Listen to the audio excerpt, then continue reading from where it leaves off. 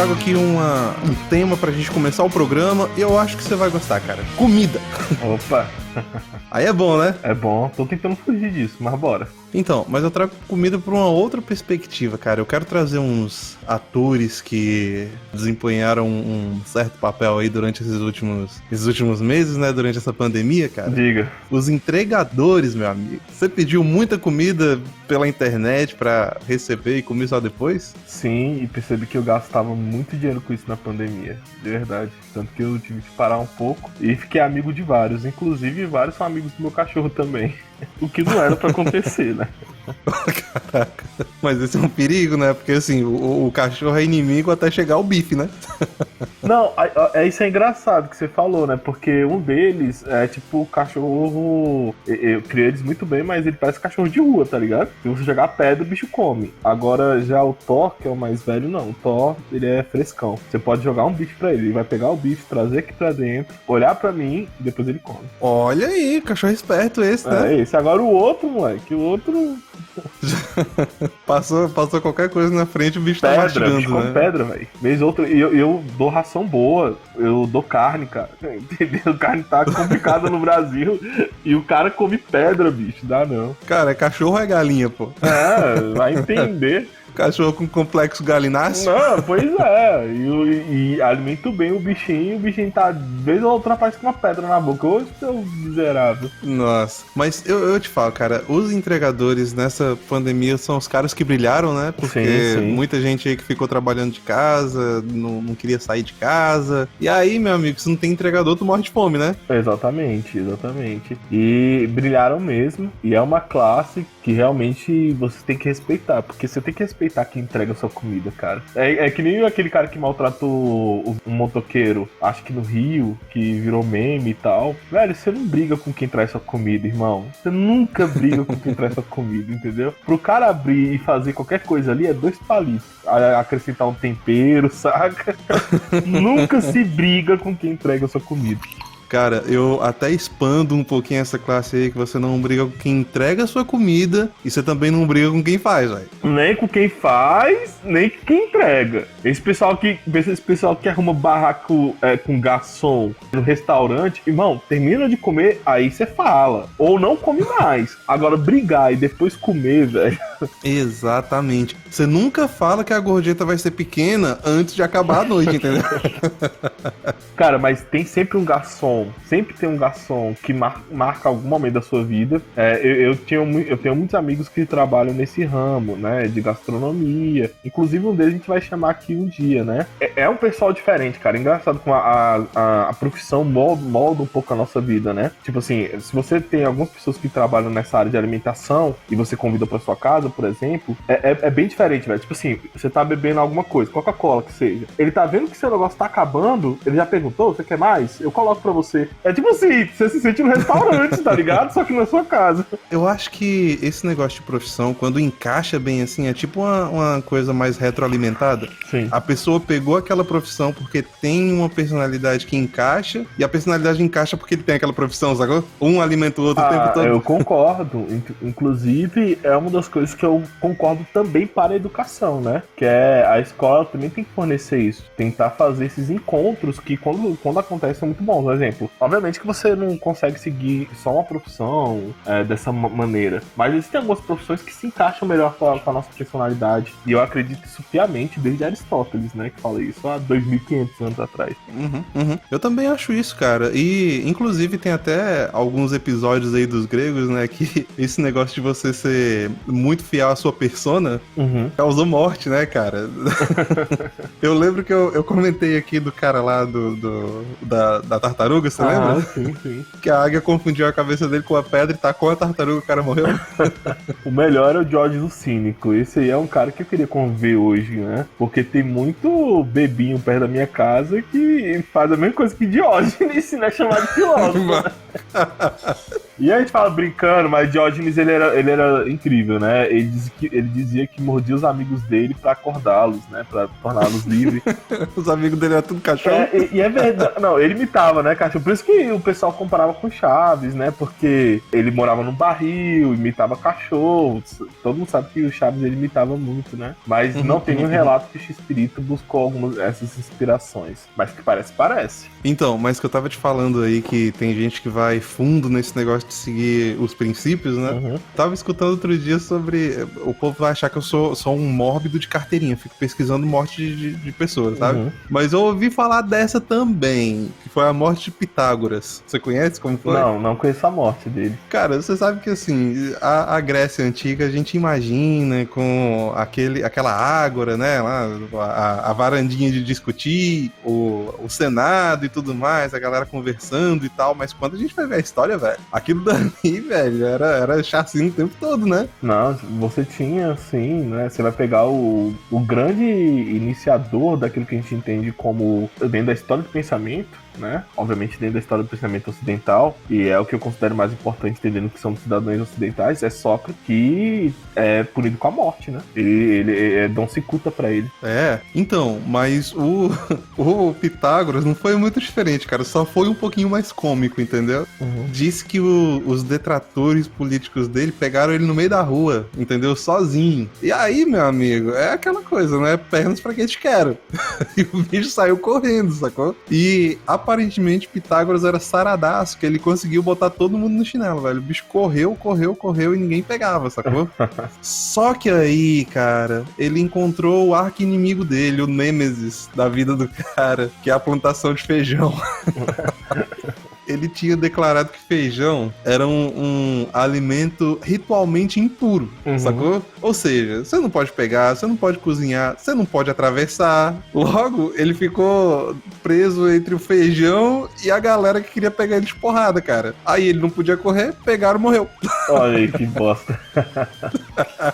A vida é assim, meu amigo. E falando aí em correria, já linkando aí com a galera da entrega, hoje eu tive um episódio atípico aqui, né? Que, assim, eu pedi comida hoje, ninguém aqui tava a fim de cozinhar, e aí, enquanto eu tava esperando aqui pra gravar, eu recebi uma ligação, era o entregador.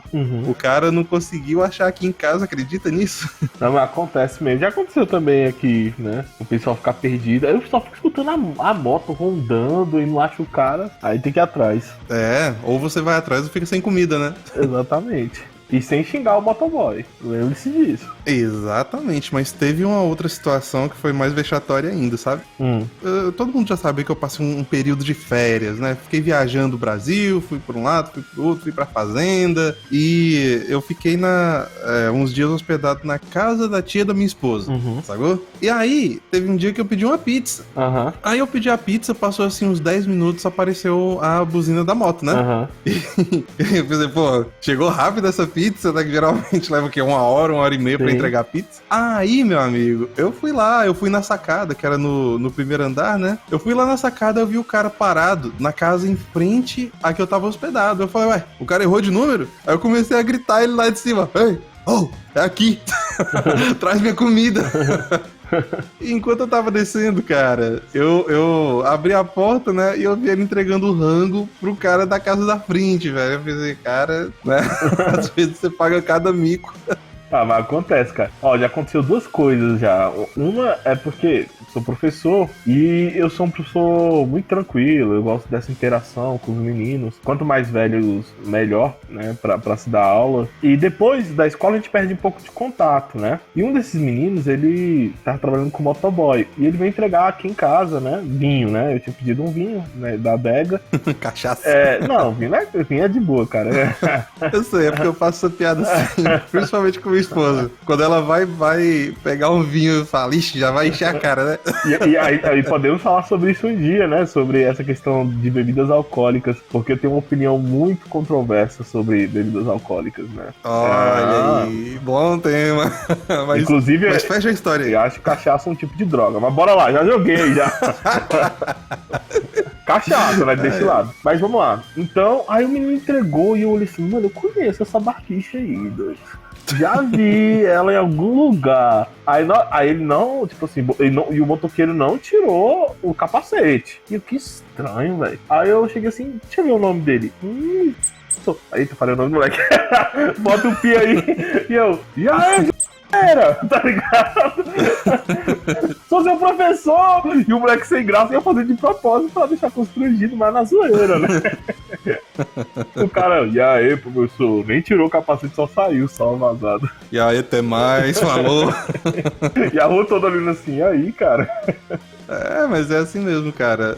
É pai e professor, né? Só existe pra botar vergonha em aluno e filho. Tá, agora uma pergunta. Você já pediu alguma coisa que você se arrependeu de ter pedido? Você criou uma expectativa em um alimento e quando você comeu, essa bosta aqui. Cara, não necessariamente desse jeito. Porque eu não tinha pedido e eu não tinha nenhuma perspectiva daquele troço ali. Mas uma vez me deram sushi, velho. Que isso, cara. E me obrigaram a comer aquele troço, eu quase vomitei ali na mesa, joguei o negócio inteiro pra dentro que eu não consegui mastigar, sacou? Você fala do salmão mesmo? Do salmão? O filézão cru, sem nada. É muito bom. Só que assim, realmente, pra mim, não é o que eu mais gosto da comida japonesa, né? Eu gosto das misturas, tipo salmão com arroz e tal, é bom. Agora, só purinho, realmente tem a questão do gosto, mas eu gosto. Velho, uma vez, o que acontece? Você tem em São Paulo, a coxinha mesmo de frango, eles colocam creme branco na coxinha, né? E queijo, alguma coisa do tipo, e empanam ela pra fritar, né? É o prato típico de São Paulo. E aqui eles fizeram essa versão mais chique, né? Então não era só molho branco, eram várias coisas e uma puta coxinha. Coxa da galinha mesmo, tá entendendo, né? Não é a coxinha, né? A coxa da galinha empanada com várias coisas dentro e tal. E, velho, frango é uma coisa que não se come vermelho. Carne de boi, você pode comer ali, ela mais avermelhada, né? Carne de porco e frango, você não come mal passado. Não existe isso, cara. Entendeu? Exato. É meio nojento também. Extremamente. A consistência fica meio esquisita. Não, extremamente. E até um exemplo, a carne bovina, quando você come ela ao ponto, ela tem que estar quente, entendeu? Vai comer fria, é meio nojento, entendeu? Tem que comer quente. Irmão, aí eu juro pra você, era tipo 3 coxinhas, e eu vou falar o valor, né? R$50. Porque no dia eu queria falar assim, não, mano, eu vou comer algo chique hoje. Entendeu? Quero bancar, quero, né? Eu mereço, tipo, me presenteando. Pedi, mano. Aí veio assim e tal. Moleque, na primeira mordida, quando eu mordi, veio um negócio cru. Vai tomar uma na soda, mano. Aí eu liguei no restaurante puto, paguei um sapo pra todo mundo e falei, não, cara, realmente isso não se faz, né, velho? Isso aí, quem trabalha com o negócio não sabe fazer. Aí mandaram um outro de graça. De graça não, repondo, né? Hoje, agora, bora lá, vou comer. Mordido de novo, cru. Eu, deixa quieto. Dei pros cachorros, desempanei, toma aí, velho. E provavelmente veio cru e com tempero, cara. Você quebrou a regra. Verdade. Ixi, verdade demais agora. Me lasquei. Então, e nesse tom aí, cara, só deu muito.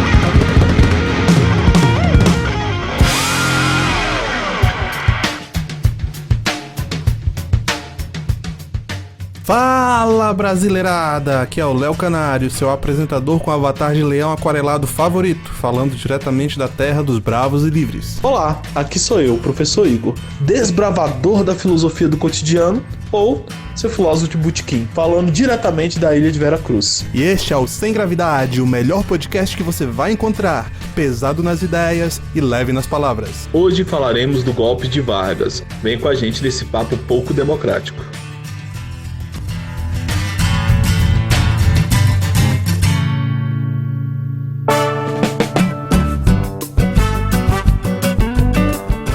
Pois é, Igor, chegamos aqui de novo na nossa sessão de recados, de comentários do nosso Sem Gravidade. Parece que o pessoal tá se acostumando a mandar um comentário de vez em quando, né, cara? Eu queria que fosse mais frequente, que tivesse mais, viu, gente? Tô reclamando mesmo. E tá certo de reclamar. É porque também os comentários que temos mais acesso é lá no YouTube, né? Agora a nossa audiência mesmo tá nos aplicativos, né, de podcast, Spotify, por aí vai. Inclusive, nossa audiência deu uma aumentada, né? De uns tempos pra cá. Sim, mas a gente ainda vai dominar o mundo, meu amigo. É só pra cima. O nosso voo é sem freio. Pink Cérebro, né? Agora quem é quem? É isso aí. Tu não sabe nem quem é, né, cara? Sei, claro que sei. Aqueles dois ratinhos que falam, Pink, hoje nós vamos dominar o mundo. Nunca viu, véi? Claro que sim, cara, eu já vi. O Pink e o cérebro, então. o cérebro e o Pink. É claro, quem nunca? Aquilo ali é muito bom, velho, muito bom. Se for por aparência, eu acho que provavelmente eu sou o Pink, que eu sou mais alto, né? Fiquei... Me lasquei, não tem problema. Na verdade, eu acho que nenhum dos dois ali não, porque o Pink ele é meio tontão, né? E aqui, né, dada a humildade das relações, os dois são inteligentes. Pelo menos em algum nível, né? Não, todos... O pessoal vai pegar no nosso pé aí, Igor, quando eles forem fazer um fact-check nos programas anteriores. Ai, aquele lá sobre alienígenas eu acho que ficou uma maravilha, velho. Mas somos sinceros, sempre falamos, olha, quando não sabemos do assunto, falamos, ó. Isso aqui, confere aí, irmão, né? Dá uma olhadinha aí. Mas olha só, a Ana Lu Dias lá no YouTube, ela comentou sobre o nosso último programa, né? Ela falou assim, valeu meninos, que temática suave. Só que não. Falar de filme de terror nunca é suave, né, cara? Não, mas se bem que a gente ficou bem cômico ali no início, né? Do Jason e as trapalhadas dele. Mas falando daquele negócio de Celebites, quero nem lembrar daquele próximo mais. Bizarro. Deixa eu morrer. E sem falar que você sabe que aquilo dali é baseado em sadomasoquismo, né? Aquele negócio de couro. Você sabia disso? Sabia não. Pois é. Foi a inspiração da galera que escreveu aquilo ali, cara. Muita informação. Ai, meu Deus. Mas olha só, a gente recebeu aí os comentários, a gente agradece, viu, Ana Lu Dias? Pode mandar mais, a gente tá aqui sempre lendo, sempre vendo, sempre olhando, sempre botando aqui no programa. Mas não é só isso que a gente tem também aí o que a gente anunciou na última semana, o nosso aplicativo, não é não, Igor? Exatamente. Já está às portas aí do lançamento e logo vocês vão ter acesso. A gente pode revelar lá já, né, que a gente tá com planos aí de lançar ele na 3ª temporada do Sem Gravidade e faltam poucos episódios pra gente estrear, né? Sim, porque aí já vamos estrear com as novidades que falamos do próprio aplicativo, né? Com os cursos, com as temáticas, com os novos conteúdos que vão ser administrados ali. Exatamente, cara. E se o povo tá achando que é só isso que a gente tá preparando, é porque não sabe o tamanho da nossa cozinha, cara. A gente tá se preparando aí pra cozinhar a nível industrial, né? Sim, pelo menos essa é a nossa intenção. Então vocês esperem aí, gente. Podem balancear um pouquinho a expectativa, porque a gente tá indo com tudo, a gente não vai parar, não. Dominar o mundo, né? É esse o lema. E ó, se vocês quiserem acompanhar essa saga épica, vocês podem ir lá no Twitter, no @LeoSemGravidade, no @SemGravidade_PC. Também estamos disponíveis no Instagram através do perfil @ProfIgorPH, @LeoSemGravidade e @SemGravidadePodcast. E a gente tem também lá o Facebook, facebook.com/SemGravidadePodcast. Também no YouTube, através do link youtube.com/SemGravidadePodcast, ou basta procurar na barra lá Sem Gravidade Podcast. Lá você pode fazer os comentários e provavelmente vamos ler aqui. E a gente tem lá a nossa coisa de velho, que é o nosso e-mail, é o semgravidadepodcast@gmail.com. Vocês podem mandar um recadinho lá pra gente, podem fazer uma sugestão, podem mandar um elogio. Se tiver crítica, você pode clicar no botãozinho de deletar, a gente aceita também. Quando o nosso público aumentar mais, eu vou fazer até desafios sobre a nossa xícara, cara. Porque nessa semana você pode adquirir a xícara e tomar um delicioso café. Café não, peraí. Chocolate quente. O café tá tão impregnado na mente que... Né?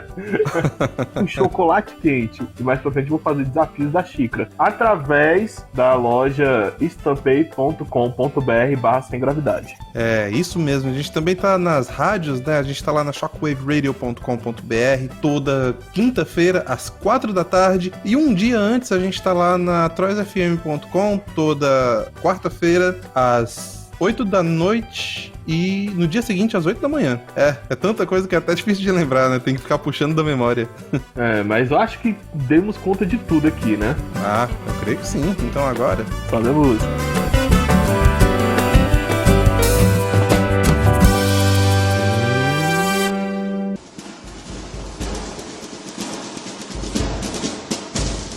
Igor, Igor, nós pegamos aqui mais um tema histórico envolvendo o nosso Brasil, né, cara? Parece que a gente tá construindo aí uma série de episódios aí pra englobar toda a história brasileira, mas, cara, são 500 anos, vai demorar, hein? Ah, sim, é muito tempo. Olha que tem gente que tenta resumir de um jeito, né?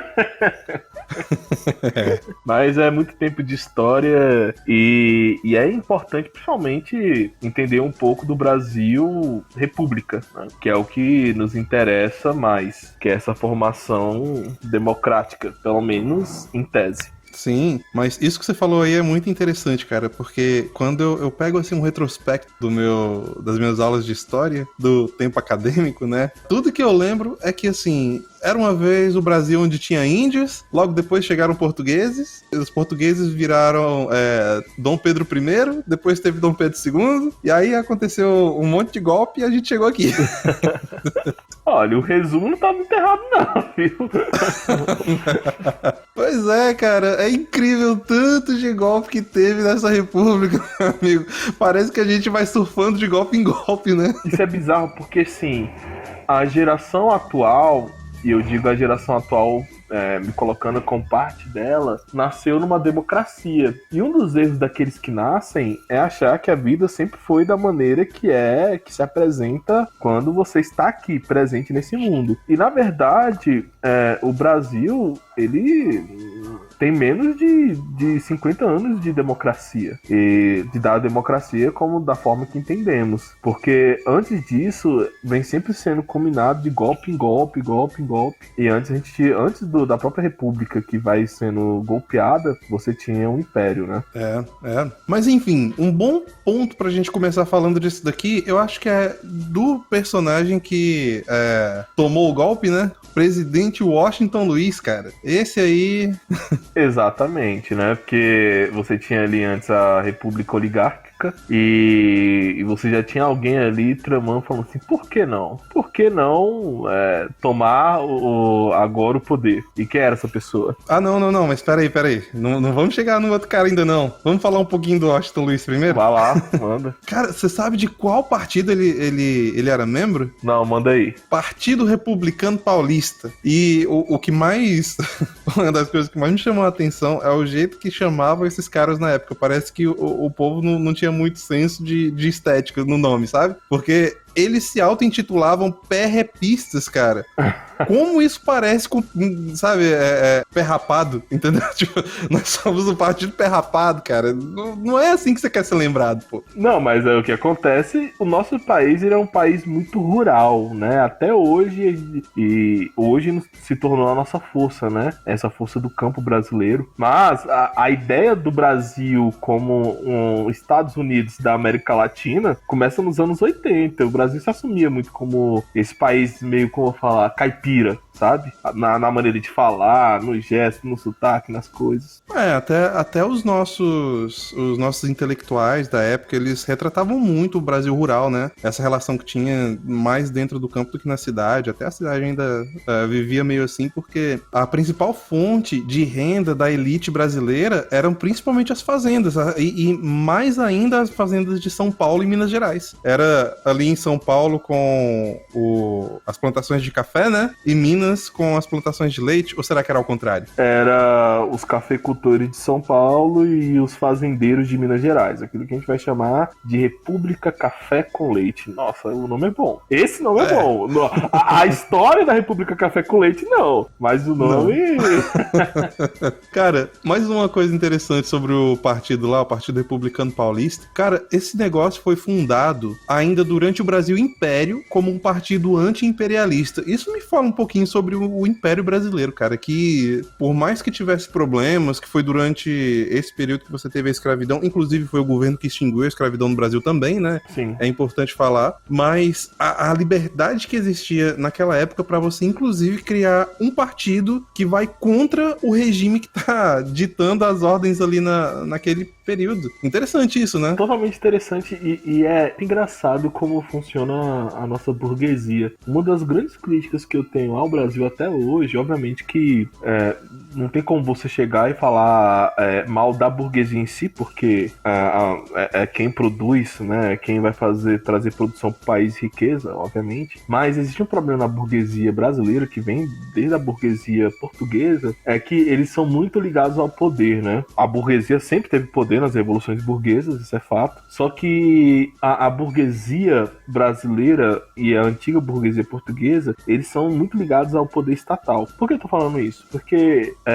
em Portugal você não teve revolução burguesa e no Brasil você não teve revolução burguesa. O que aconteceu no nosso país, a única revolução burguesa que nós tivemos, de fato, foi a tomada de poder, né, do exército apoiado pelos cafeicultores em 1890, né? Que é 1889, na verdade, mas 1890 você faz a República da Espada. E ali, em vez da burguesia fazer como se fez na Europa, como aconteceu na maioria dos países que se tornam democráticos depois, é você descentralizar o poder, né? Você toma o poder da monarquia e você vai descentralizar o poder. Já a nossa burguesia, ela dá o golpe junto com o exército e, em vez de descentralizar o poder, eles centralizam. Agora, em Minas Gerais e São Paulo. Sim, eram os estados que mais produziam na época.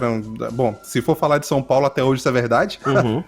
é o país dentro do Brasil, né, cara, que o IDH deles é absurdo.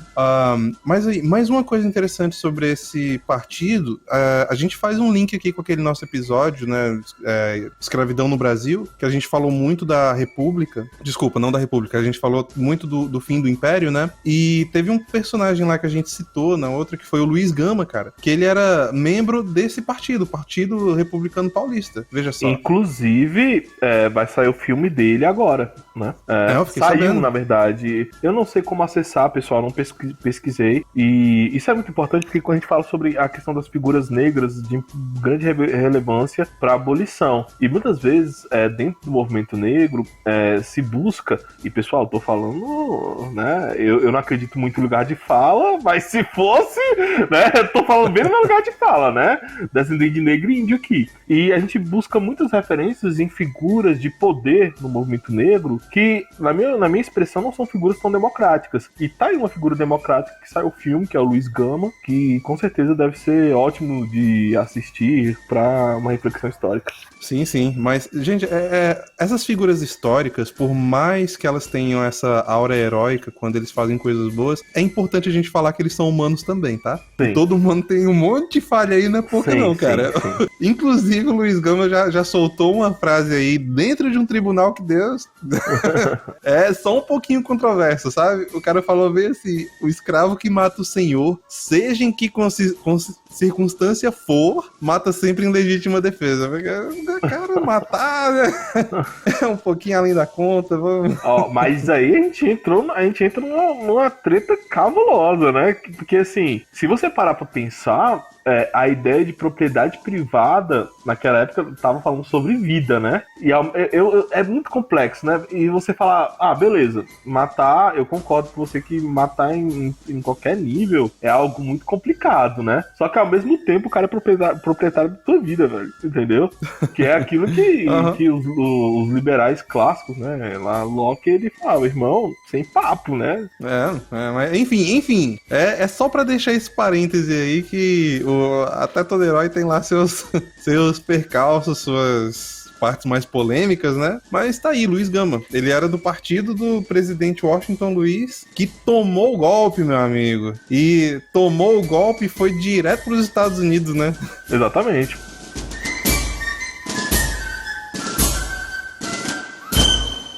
É o exército armado, na rua, sem nenhum apelo popular, indo avisar para um ministro que você não tem mais o cargo e não se atreva a retomar.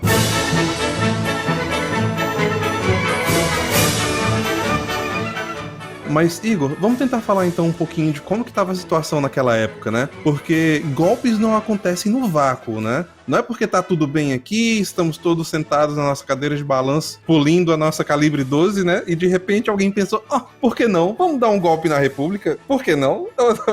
Hoje é segunda, toda segunda a gente pode fazer isso. É engraçado, né? Porque realmente pode ser chamado de república. Quando você vê a ideia da política, né, do café com leite, é muito complicado. Porque, assim, existe sim república no sentido aristocrático, né? Mas quando a gente fala de oligarquia, exatamente porque era uma coisa muito fechada para as elites, que não tinha nenhum tipo de participação popular, mínima. Não tô falando nem de grande participação popular. Você não tinha mínima. Você tava ali sempre baseado naqueles que detinham o poder. Uma vez um presidente de Minas Gerais, outra vez um presidente de São Paulo. E São Paulo, como sempre, né? Hoje em dia, infelizmente, você não vê tanta movimentação política assim em São Paulo, mas assim, São Paulo, como sempre, ele meio que toma as rédeas da história do Brasil, né? Isso é muito importante de se dizer. Eu não entendi o que você tá querendo dizer. Eu vou resumir o Brasil pra você na era Vargas, antes da era Vargas e depois da era Vargas, né? Você tem Minas Gerais como o polo de agropecuária, né? Você tem São Paulo como polo da burguesia e o Rio de Janeiro como polo ali da monarquia. Monarquia foi pro pau, entendeu? Nessa época, no caso, o Rio de Janeiro era a capital do Brasil, então era ali que existia a burocracia, né? O Estado estava lá. Sim, inclusive até hoje é um dos lugares onde você tem mais funcionários públicos no país, mais do que no Distrito Federal. Exatamente porque você tem coisas que são muito vinculadas ao Estado no Rio de Janeiro. E São Paulo, ele tinha essa primazia de ser o centro da burguesia nacional. E por isso, dali você começa as movimentações para acabar com essa política do café com leite. E ali, pra entender melhor essa política de café com leite, é só vocês... sabe aquela frase, Igor? Follow the money? Uhum. Siga o dinheiro? Sim. É justamente isso, cara. É porque o dinheiro estava todo concentrado nesses dois estados. Você tinha de um lado lá grandes cafeicultores, do outro você tinha lá a galera do agronegócio, né? Apesar de que os dois são a mesma coisa, mas o Brasil ele era muito dependente da exportação de café e por isso o café tinha toda essa importância. E você tinha esses dois polos aí que ficavam alternando no poder e assim, é claro que você naquela época tinha o voto, mas o voto, cara, todo mundo já escutou aquele negócio de voto de cabresto, né? Eu tenho aqui a minha fazenda que tem não sei quantos funcionários e eu chego pra galera e falo, seguinte, você vai votar pra esse cara aqui e eu quero a prova. Você traz pra mim, ok? Beleza. Se você não trouxer, você já sabe, né? Tá despedido. Vai procurar em outro lugar. E era assim que as coisas funcionavam. Existia também muita coisa que era não mal vista, mas que era suspeita de fraude mesmo, entende? Já que os caras aqui detinham o poder, digamos assim, eles que contavam e eles que faziam acontecer. Vale lembrar que também já falamos disso mais ou menos através do livro de Graciliano Ramos, né? Eu falei certo o nome dele, meu Deus, se eu errei aqui... Falou. Tá, já fala, pode deixar. Mentira, ia falar pra tirar, brincadeira. Não ia falar nada. Que tenta relatar exatamente esse poder que você tinha ali dos grandes senhores, dos coronéis, sobre aqueles que moravam na sua residência. É muito parecido, pessoal, ao sistema feudalista, né? Como funciona o sistema feudalista na Idade Média, tá? Que, principalmente na Idade Média Baixa, você tem, que não é o nosso caso, só tô falando que parece que são resquícios ainda do feudalismo brasileiro. Você tem os grandes senhores das terras e você tem pessoas que moram nas suas terras, né? Sim. Aqui, no caso, são os vassalos e os vassalos têm os camponeses que moram ali nas suas terras. E os camponeses, eles devem obediência ao vassalo. Não é tão diferente do que acontece nessa época no Brasil, né? Você tem uns grandes coronéis e ainda existe, tá? Em lugares mais distantes do nosso país. Sim, e durante esse período nós tivemos vários eventos que geraram uma instabilidade política muito grande no país. Um deles foi justamente causado pelo presidente Washington Luiz, porque você tinha aí essa alternância entre Minas e São Paulo, Minas, São Paulo, Minas, São Paulo. E ele era o presidente de São Paulo. Logo, o acordo tácito, né, não escrito, é que o próximo presidente deveria ser de Minas. E aí, o que o presidente Washington Luiz faz? Não, eu acho que é melhor a gente colocar São Paulo de novo, né? Exatamente. Não, e foi justamente esse movimento dele que viabilizou a campanha do nosso querido golpista, olha só. Tem gente que gosta do cara, viu? Não é pouco não, gente. Cara, mas só uma coisa pra você, inclusive, eu faço aqui ao vivo mesmo, vamos tentar fazer pelo menos mais um programa de Vargas, sequenciando, porque falar da era Vargas é muito difícil. Porque tem coisas que Vargas faz que são boas, né? E eu vou dar um exemplo, né, nesse negócio, e quem vê falando assim, né, de maneira resumida, vai achar que eu gosto de Vargas. Eu não gosto de Vargas, entendeu?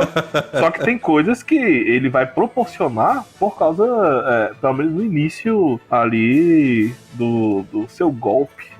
Não sei assim posso falar. Ah, sim, eu falo todas as vezes, foi golpe mesmo. Não foi revolução, foi golpe aquilo ali. Mas, olha só, fora isso, essa atitude do Washington Luiz, né, que falou, não, acho que é a vez de São Paulo de novo, isso fez com que Minas não apoiasse a candidatura do Paulista, e daí você viabiliza uma candidatura à parte, fora da panelinha, né, cara, que foi Vargas vindo pelo Rio Grande do Sul. Exatamente, pode continuar. Fora isso, antes a gente teve também algumas revoltas tenentistas, né? Um negócio ali meio comunista, com um pezinho na Rússia. Mas eu não queria falar muito desse período, Igor, porque essas revoltas tenentistas, elas rendem um programa inteiro, né, cara? Sim, sim. Mas se você for pegar, a gente acha que essa disputa militares versus comunistas começou por agora, não, colega. Isso aí já vem desde a época de Vargas, né? Inclusive a intentona um pouco mais depois, mas vamos deixar isso para outro programa. Então, e fora isso, a gente teve o evento global que moldou aquela época, né? A crise de 29, cara, o crash da Bolsa de Nova York. Aquilo ali, meu amigo, o Brasil virou uma loucura naquela época por causa dessa crise. Exatamente, porque o café não se vendia mais, né? Não da maneira que se vendia antes. E como toda crise, ela vai gerar mudanças a posteriori dela. Inclusive, se fala muito sobre isso hoje em dia, né?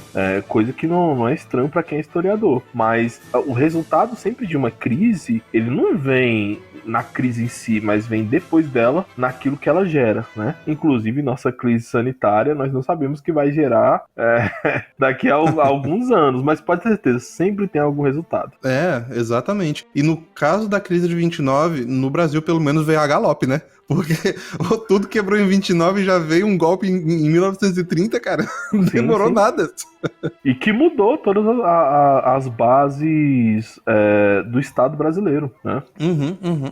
Ó, lá em 29 tava tendo eleição, né? E o Washington Luiz, como eu disse, ele ia colocar um substituto dele, e o substituto que deveria ser de Minas veio de São Paulo, o que não era o acordo tácito que o café e o leite tinham, né? Uhum. Então veio o presidente Júlio Prestes, cara, que era o candidato de São Paulo. Ele tinha sido, inclusive, presidente de São Paulo. E eu não falei errado, gente, era presidente mesmo. E era do Partido Liberal, né? Eu não vou lembrar o nome todo, mas o nome do partido dele era não sei o que, Liberal. Era aquele ANL, eu acho, era... Eu também não vou lembrar o nome. Não vou lembrar o nome agora. Eu acho que era, não tenho certeza. Vocês podem dar uma conferida aí e depois manda um comentário pra gente, pra ver se era isso mesmo.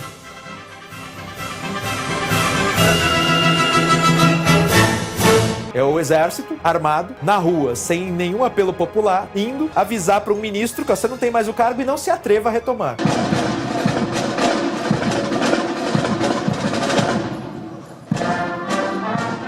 Pois bem, a gente teve isso, e aí, cara, houve uma acusação do Vargas de fraude eleitoral. Olha aí, é um tema, né, recorrente até hoje. Sim, exatamente. E não só a fraude, né? Também houve a morte do vice dele. Cara, isso daí foi o estopim, né? Porque, assim, teve as eleições, o Júlio Prestes ganhou, e já tava tudo certo pra ele assumir. Só que aí... teve essas acusações de fraude eleitoral, mas assim, eu acho difícil o golpe ter sido validado por causa da fraude eleitoral, Igor. Eu justifico minha resposta. Cara, o Vargas, ele teve quase 100% de votos lá no Rio Grande do Sul. Então, assim, quando você tem quase 100% de votos em um lugar, cara, eu já fico meio desconfiado, sacou? Tipo, como? Eu acho que o que validou mesmo foi a morte do vice dele. né? Porque os militares ali, eles se arrefeceram depois disso, e com apoio militar, colega, entendeu? Aí já era, né? A força da arma ganha de qualquer outra coisa. E vale lembrar que no final do comando do governo da era Vargas, né? De modo geral, no último governo dele, quem tira ele também aí são os militares. Pra você, né, ver. Todos os militares que colocam no poder e depois são os militares que tiram. Exatamente. Mas ali, durante esse período, né, como você falou, acho que foi... Como é que era o nome? Era João Pessoa, o vice dele? João Pessoa. Eu tenho que dar uma olhada aqui, porque senão eu esqueci totalmente. Não, mas eu acho que sim, acho que era João Pessoa. Agora, uma coisa interessante, cara, é que ele morreu por disputas internas. Ele era presidente da Paraíba, entendeu?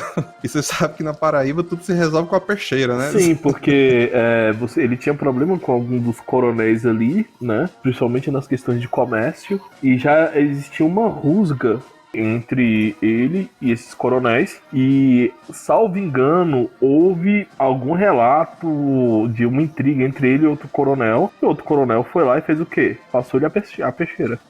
E cara, parece que essa época aí do Brasil era marcado pela fofoca, né? Porque enquanto eu tava fazendo pesquisa aqui, teve várias brigas entre, principalmente a galera do exército, que começava com a fofoca, entendeu? Alguém escrevia uma carta, dizia que outro cara tinha escrito, entregava pra um terceiro fulano, e o terceiro ficava putaço, entendeu? Ia lá caçar briga, cara. A grande questão do Brasil é porque, como você interrompeu um processo que vinha do Império, você criou vários problemas na formação brasileira, né? Porque o Império já tinha seus problemas em si, né? Depois que teve a desconexão com Portugal, mas mesmo assim você tinha uma certa tradição de gerenciamento português no Brasil. Quando você, que agora já não era mais português, mas sim o Império Brasileiro. Mas quando você houve essa ruptura, eu penso, cara, que essas tomadas de poder, elas são nada mais que uma disputa, porque você tirou a base de autoridade, e se você não tem uma base de autoridade, agora você vai ter uma disputa pelo poder. E eu acho que essas disputas de poder, elas começam desde 1889, e elas só vão acabar após o período militar de 1964. Eu não sei se acabou ainda não, Igor. Porque isso que você falou é muito importante, né? A legitimidade do poder. Naquela época, todos, inclusive no imaginário popular, viam o imperador como legítimo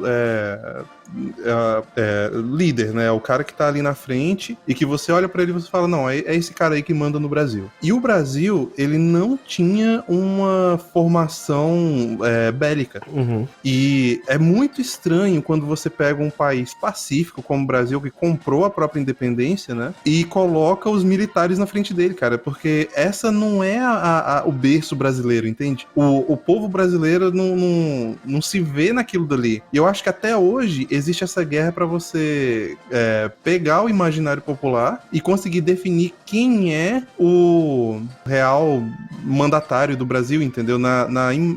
Eu tô falando isso de uma forma mais simbólica. Não, mas você tá certo, é isso mesmo. No imaginário popular você não tem. Isso é um grande problema que nós temos, né?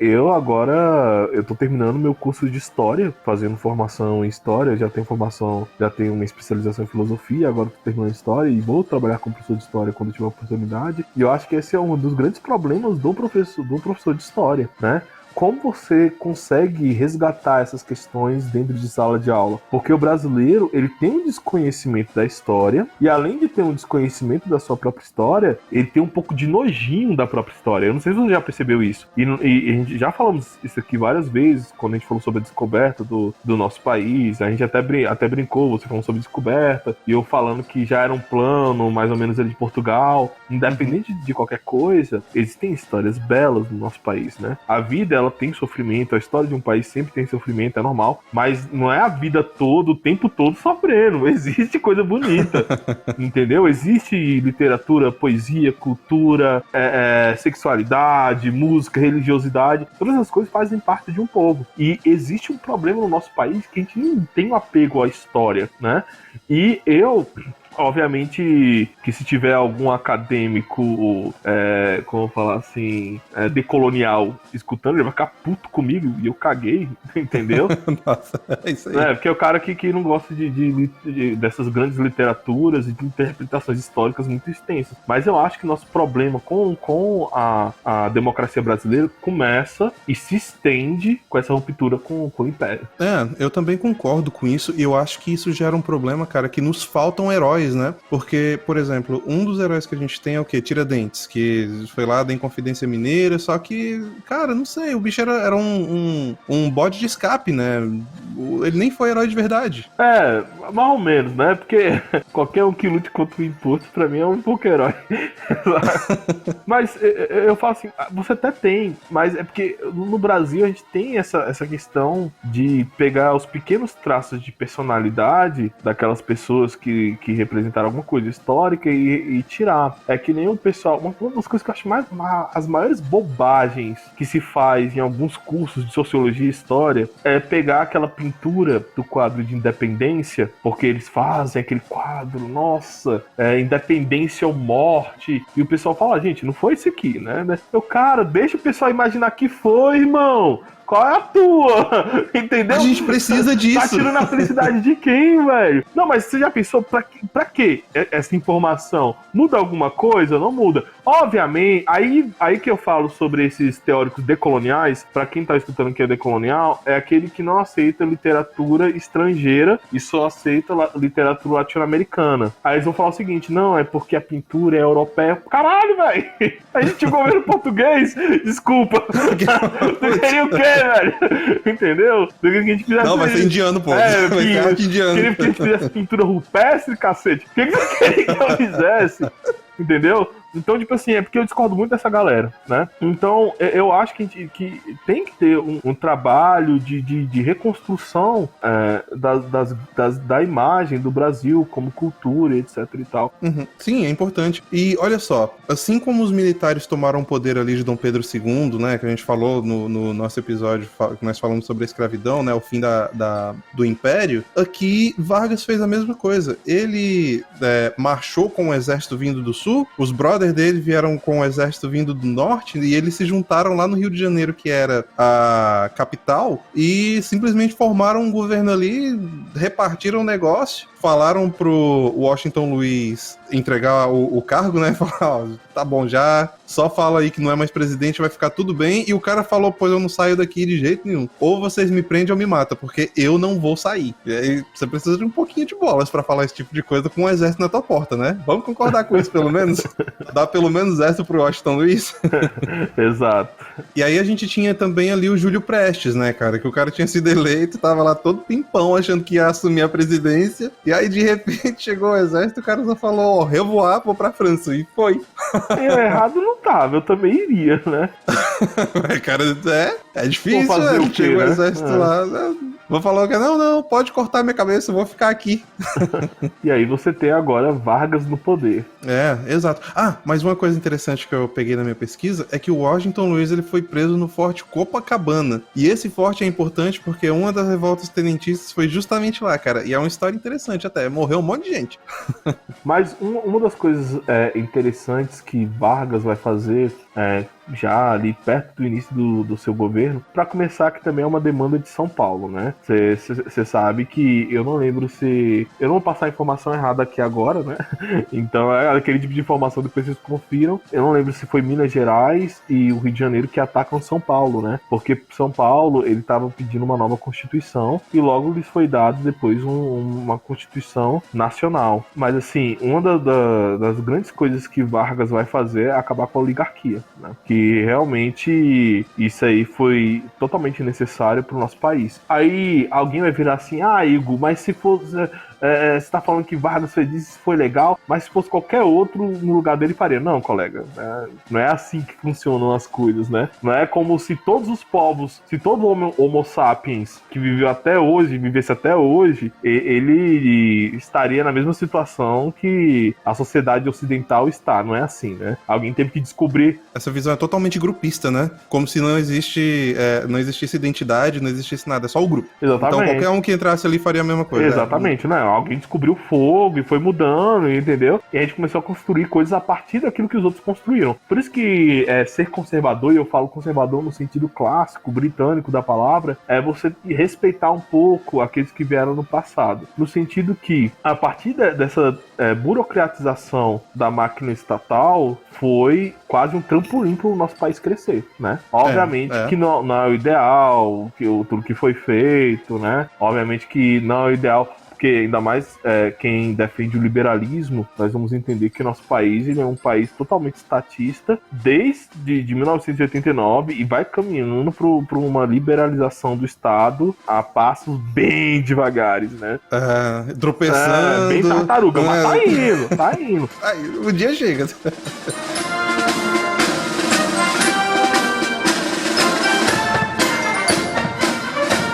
É o exército armado na rua, sem nenhum apelo popular, indo avisar para um ministro que você não tem mais o cargo e não se atreva a retomar.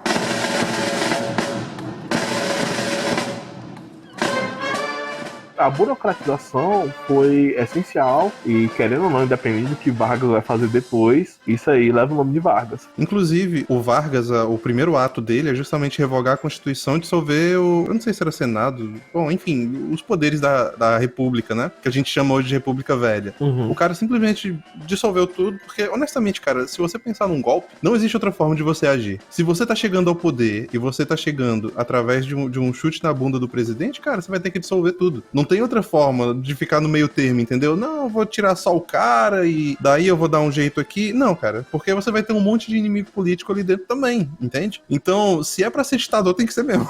Porque, não tem pra onde correr. Nesse sentido, ele só conseguiu fazer essas coisas porque ele tinha um apoio militar, né, nessa época. Porque se ele não tivesse, ele não teria conseguido. Isso foi muito importante, cara, porque o Brasil tinha dono, né? Essa é a grande questão, né? Quem eram os donos do Brasil? Os cafeicultores e fazendeiros, né? Os coronéis. Então, a partir disso, você começa a se entender a máquina estatal como realmente uma república, né?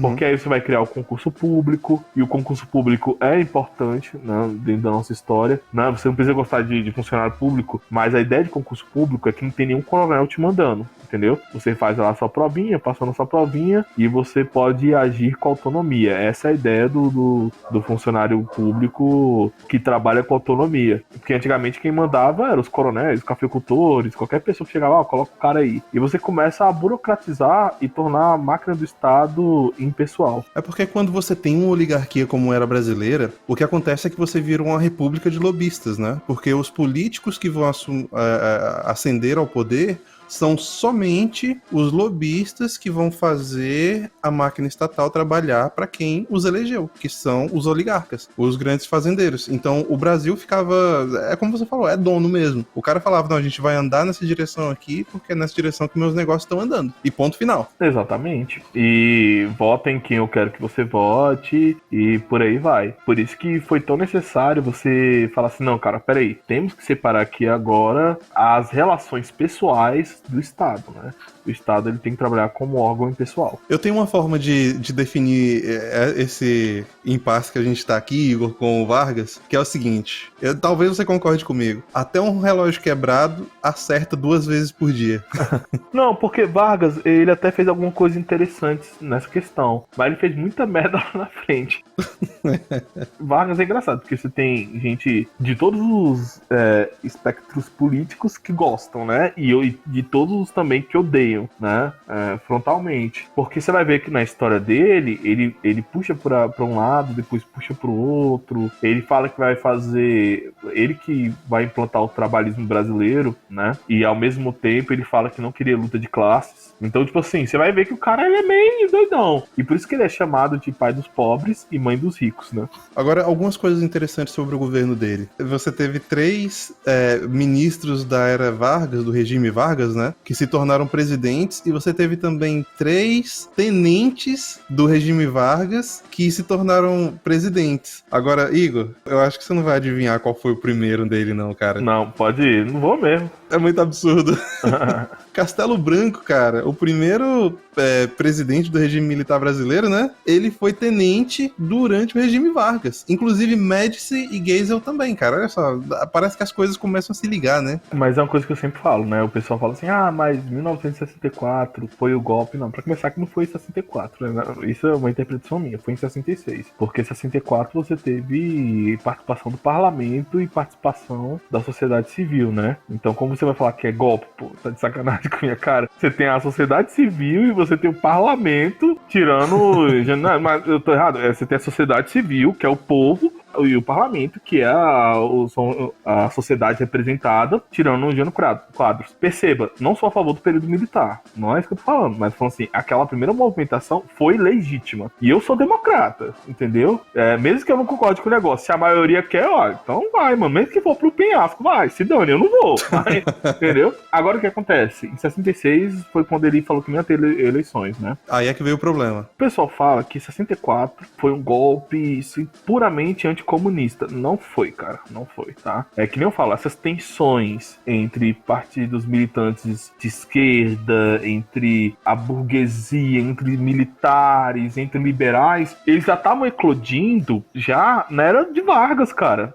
Pra mim, Vargas, ele deu um pause na história, e depois de Vargas e Juscelino Kubitschek, você sabe quando você dá o pause e depois você tira do pause? Então, deu um pause em Vargas, depois de Kubitschek, tirou do pause. Aí volta tudo de novo. Inclusive, uma das tensões que existiam um pouco antes do Vargas, né, com esse negócio dos tenentistas que eu falei que dá um episódio inteiro, foi a coluna Prestes, né, cara? E Carlos Prestes, ele virou presidente do Partido Comunista do Brasil quando ele voltou pra cá, entende? Então, assim, as coisas estavam acontecendo tudo ali. A gente que talvez nunca tenha feito a ligação enquanto estava no colégio, né? Eu, pelo menos, não fiz.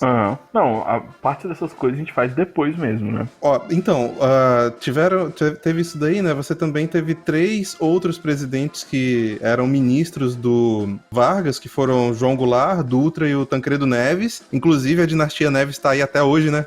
Não largaram o osso. Sim. Pois bem, ele assumiu o poder, né? Só que, cara, é incrível como esse negócio de golpe nunca dá certo. Um troço assim que as pessoas continuam tentando, mas, cara, não vai pra frente. Porque em 1932, teve justamente essa revolta que você tava falando aí, Igor, que foi São Paulo, que se sentiu traído, né? Porque quando Vargas tomou o poder, ele falou a mesma coisa que os militares em 64, né? Ele falou assim, olha, gente, vamos tomar o poder aqui agora, porque teve fraude nas eleições, deu errado e o meu vice morreu. Então, eu vou tomar aqui, vai ser um governo provisório e logo em seguida teremos eleições. Essa foi a promessa. Só que o Vargas, ele começou a dar aquele migué, sabe qual é? Não, é que agora não tá bom, amanhã vai chover, e aí não é bom ter eleição durante a chuva. Você tá entendendo aí como é que foi, Igor? E ele foi arrastando a coisa, cara. Quando chegou em 32, o estado de São Paulo falou, já basta, né? A gente vai ter eleição nem que seja na marra, e os caras começaram a insurreição mesmo, entende? Reuniram o exército, inclusive esse foi o último grande conflito que teve em território brasileiro, né? Em 32, e eles começaram a revolta lá, cara, reuniram grana, reuniram a população bancou o exército, e eles caíram na porrada com o governo federal, que era o governo do Rio de Janeiro, né? O problema é que Minas Gerais e Rio Grande do Sul traíram o movimento, velho.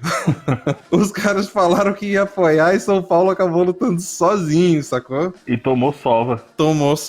Pô, cara, mineiros, galera do Rio Grande do Sul, vocês vacilaram com São Paulo aí. Mas só uma coisa pra você, isso foi muito importante a atitude de São Paulo, porque mesmo depois de tudo que aconteceu, Vargas vai lá e monta a Constituinte, né? Ele vai e faz uma nova Constituição. Exatamente, isso eu achei legal, porque foi vamos colocar assim, uma derrota vitoriosa, né? Porque apesar de São Paulo ter perdido, eles conseguiram forçar Vargas, em 1933, ter uma eleição estadual, e em 1934, fazer uma Assembleia Constituinte, que era o que Vargas estava postergando desde 1930, quando ele tomou o poder. E aí, você tem a continuação da história, né? Que é o período que fica mais complicado, porque logo em seguida, em 1935, houveram vários movimentos comunistas que tentaram dar o golpe no Vargas, né?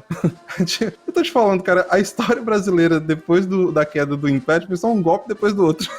É por isso que eu falei, a gente só tem democracia há uns 50 anos. E 50 anos, a gente colocando bem forçado, né? Porque se você vai entender pós-constituinte, é dos anos 90, cara. Né? Então é algo bem complicado. O brasileiro ainda ele não se acostumou a lidar com democracia. Quando a gente vai falar sobre votar aqui, né, você tem que realmente escolher bem o candidato, você tem que olhar as propostas. Tem gente que fica brava, tá colocando a culpa na população e não colocando a culpa naqueles que estão no poder. Caraca, mano, escuta, bicho, a gente tem pouco tempo de democracia, a galera o pessoal não entende que existem alguns valores históricos que eles não vêm de pronto, né? Você não nasce pum, né? São coisas que são construídas. Seu pai entendeu, seu avô entendeu, seu avô passou pro seu pai entendeu, seu pai passa pra você. São valores que são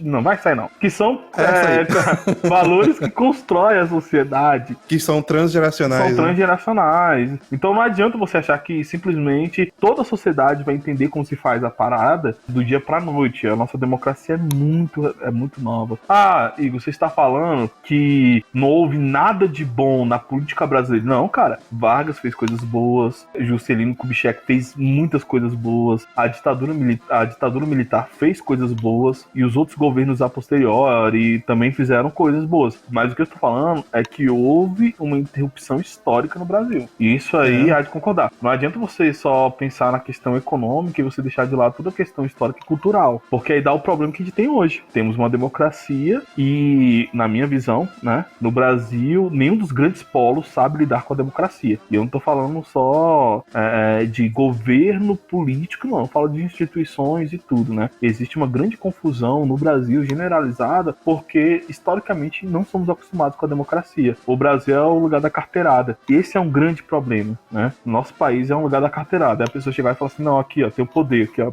pá, joga a carteira na sua frente e pronto. Agora, eu fico imaginando a frustração de São Paulo, cara, porque eles tiveram essa porradaria toda em 32, né, pra conseguir a nova Constituição, e essa Constituição durou só 3 anos, cara, porque em 37 já teve golpe de novo com o Vargas tomando poder de vez. Meu Deus. Você vai querer falar de todo o período ou encerramos aqui pra deixar nosso ouvinte com gostinho e depois fazer um outro episódio? Porque você sabe que existem Vargas, né? Essa é a grande questão. Existe o Vargas de um jeito, o Vargas depois do golpe e o Vargas depois, né, quando ele é eleito novamente. Não, beleza. Eu também acho que a gente deve parar por aqui, porque esse episódio vai ficar muito longo e a gente tem muita coisa pra falar ainda, mas eu posso deixar só um gancho aí pra galera? Fica à vontade. Cara, em primeiro lugar, o tal do Carlos Prestes lá, que eu te falei que fez aquela coluna Prestes lá e depois foi pra Rússia e voltou pra cá pra fundar o Partido Comunista, sabe esse cara? Sim, sim. Na tomada do poder em 1930, o Getúlio Vargas chamou ele pra compor o governo. Mas, logo em seguida, cara, depois que teve essa briga aí com os comunistas, o Vargas já tava querendo dar pau em todo mundo, botar todo mundo pra correr. Então, vai entender esse governo. Exatamente, cara. E vamos falar que Carlos Prestes, ele deixou vários e vários filhos órfãos aí no Brasil, né?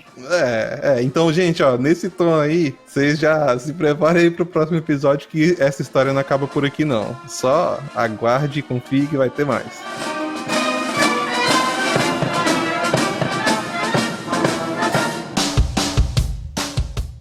E chegamos ao fim de mais um Sem Gravidade Podcast, pesado nas ideias e leve nas palavras. Se você gostou desse programa, nos dê uma boa avaliação lá no iTunes, no Spotify ou onde quer que você nos ouça. Nos siga também lá no Twitter, tem o @LeoSemGravidade e o @SemGravidade_PC. Estamos também no Instagram, você pode nos encontrar no @ProfIgorPH e no @LeoSemGravidade. Estamos também no Facebook, no facebook.com/SemGravidadePodcast. Estamos no YouTube, é só procurar por Sem Gravidade Podcast. Se tiver uma sugestão, elogio ou crítica, pode mandar também um e-mail pra gente lá no semgravidadepodcast@gmail.com. Isso é tudo por hoje, pessoal, e nos vemos na próxima semana.